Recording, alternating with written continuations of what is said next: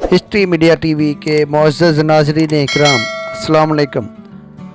ناظرین، 1 نومبر 1922 تاریخ اسلام کا سیاہ ترین دن تھا جب 3 براعظموں پر مشتمل سلطنت عثمانیہ کے خاتمہ کا باضابطہ طور پر اعلان کر دیا گیا۔ ترکی میں سلطان مرسادس کی حکومت کو ختم کر دیا گیا اور مصطفیٰ کمال پاشا نے سیکولر ترکی کی بنیاد رکھی اور سلطان محمد سادس کو ناپسندیدہ شخصیت قرار دیتے ہوئے ملک بدر کر دیا گیا، جو 17 نومبر 1922 کو بذریعہ برطانوی بحری جہاز مالٹا روانہ ہو گئے۔ ان کے بیٹے شہزادہ محمد ارطغرل آفندی بھی ان کے ہمراہ تھے۔ بعد ازاں وہ وہاں سے اٹلی چلے گئے اور زندگی کے باقی ایام اٹلی میں گزارے۔ ان کی وفات 16 مئی 1926 میں اٹلی میں ہوئی اور ان کو دمشق میں سلطان سلیم اول مسجد کے قریب دفن کیا گیا، کیونکہ ان کو ترکی میں دفن کرنے کی اجازت نہیں ملی تھی۔ وہ جب تک زندہ رہے وہ اپنے خاندان عثمانیہ کے ہیڈ کے طور پر رہے۔ دوسری جانب 19 نومبر 1922 کو ان کے قریبی عزیز عبد المجید آفندی یعنی عبد المجید ثانی کو نیا خلیفہ چنا گیا، جو کہ 1924 میں خلافت کے خاتمہ تک یہ ذمہ داریاں نبھاتے رہے۔ اس کے ساتھ ہی عثمانی خاندان کو جلا وطن کر دیا گیا۔ ناظرین اکرام، اندازہ کریں کہ ایک ایسا خاندان جو تقریباً 650 سال سے ایک جگہ پر حکومت کر رہا تھا، اسی خاندان کے لیے اپنے ملک کی سرزمین تنگ کر دی گئی تھی۔ عثمانی خاندان کو خود سمجھ نہ آ رہی تھی کہ یہ ان کے ساتھ کیا اور کیوں ہو رہا ہے۔ جلا وطن ہونے والے عثمانی خاندان کی اس وقت کل تعداد تقریباً 156 افراد پر مشتمل تھی۔ ان میں سلطان کے ساتھ بہت سارے شہزادے، بچے، شہزادیاں اور ازواج وغیرہ شامل تھی، اور کچھ ملازمین وغیرہ بھی ان کے ساتھ شامل تھے جو اپنے مالکوں کا ساتھ چھوڑنا نہیں چاہتے تھے۔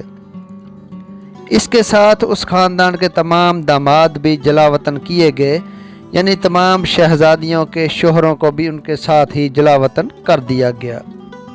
ان تمام افراد کو یک طرفہ پاسپورٹ جاری کیے گئے، سو انہوں نے پہلے مصر جانا چاہا، کیونکہ کبھی مصر سلطنت عثمانیہ کا حصہ رہا تھا، مگر نہ تو انگریز حکومت اور نہ ہی وہاں کے حکمران شاہ فؤاد نے ان کو مصر آنے کی اجازت دی۔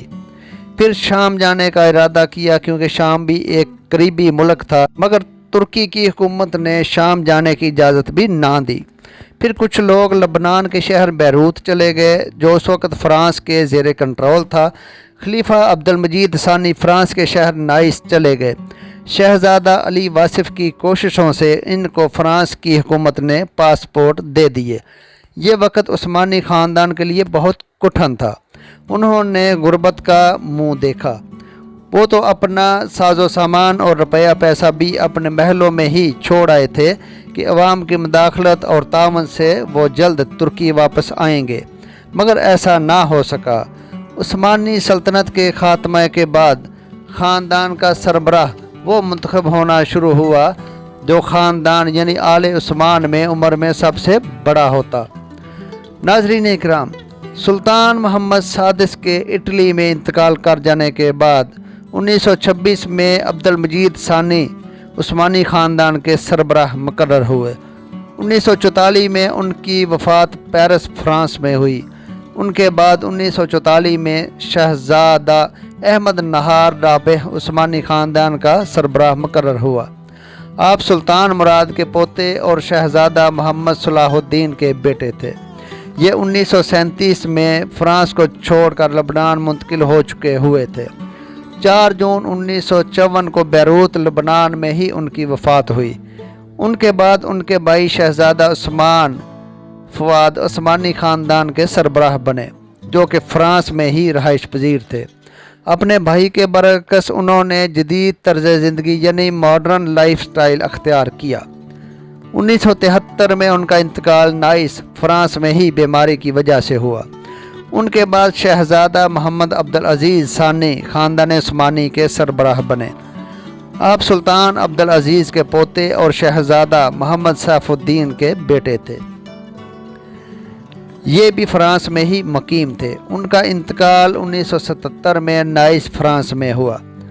ان کے بعد عثمانی خاندان کے سربراہ شہزادہ علی واصف مقرر ہوئے۔ آپ احمد نہاد کے بیٹے تھے۔ آپ 1935 میں مصر میں سکونت پذیر ہو چکے ہوئے تھے۔ آپ 9 دسمبر 1983 میں 80 سال کی عمر میں انتقال کر گئے۔ ان کے بعد عثمانی خاندان کے سربراہ شہزادہ اور خان ثانی مقرر ہوئے۔ آپ سلطان عبدالحمید ثانی کے پوتے اور شہزادہ عبدالقادر کے بیٹے تھے۔ 12 مارچ 1994 میں نائس فرانس میں وفات پا گئے۔ 1994 سے ارطغرل ثانی خاندان عثمان کے سربراہ مقرر ہوئے۔ ارطغرل سلطان عبدالحمید ثانی کے پوتے اور شہزادہ محمد برہان الدین کے بیٹے تھے۔ جب 1924 میں عثمانی خاندان جلاوطن ہوا تو اس وقت یہ آسٹریا میں بسلسلہ تعلیم مقیم تھے۔ جب ان کو سلطنت عثمانیہ کے خاتمہ کی خبر موصول ہوئی تو وہ نیو یارک امریکہ منتقل ہو گئے اور کافی عرصہ وہیں رہے۔ کئی بار انہوں نے حکومت کے بلاوے پر ترکی کا دورہ بھی کیا۔ 2004 میں یہ ترکی میں ہی سکونت پذیر ہو گئے۔ 24 ستمبر 2009 میں 97 برس کی عمر میں ان کا انتقال ہو گیا۔ اب ترکی میں عثمانی خاندان کے بہت سے افراد سکونت پذیر ہیں۔ سلطان عبدالحمید ثانی کے پوتے عبدالحمید کائی خان ترکی میں عثمانی خاندان کی نمائندگی کرتے ہیں۔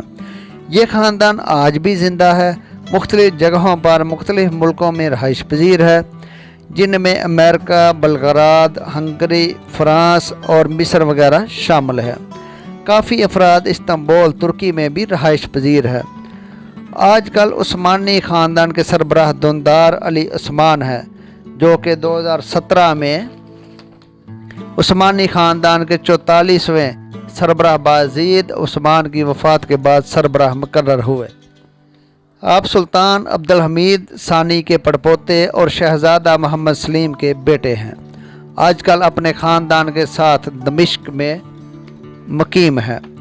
1954 میں عثمانی خاندان کی خواتین کو ترکی میں آنے اور رہنے کی اجازت مل چکی تھی اور 1974 میں مردوں کو بھی ترکی میں رہنے کی اجازت مل گئی تھی۔